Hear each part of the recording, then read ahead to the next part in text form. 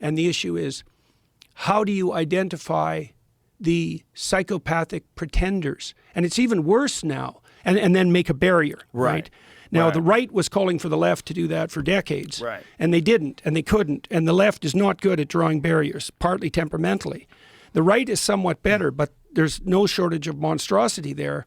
And so then the question is, how do you draw the line? And that's kind of what I was, because I've been watching these right-wing, they're not right-wing, these psychopathic types manipulate the edge of the conservative movement for their own gain. Right. And a lot of that's cloaked in anti-Semitic guise. There's plenty of anti-Semitism on the left too, by the way. So it's not unique to the right. Well, but particularly now. Yes, particularly now. Right. And so, you've let your curiosity guide you, your curiosity and your desire for knowledge, this quest, you've let that guide you as a podcaster. And by the way, I'm trying to work through exactly the same sort of thing.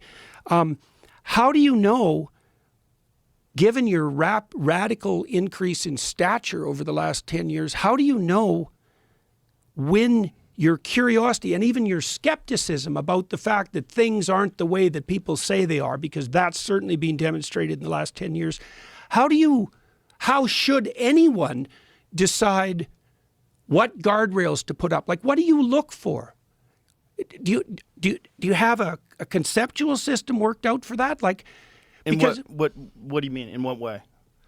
Well, how do I look for in terms of people to talk to? Yeah. Because you have this insanely immense platform, and you're inviting people onto it. And you said to Douglas, and I know this to be true, that you're not really thinking about the outcome exactly. You're thinking about, this is an interesting person to talk to, and I'd like to go on that quest.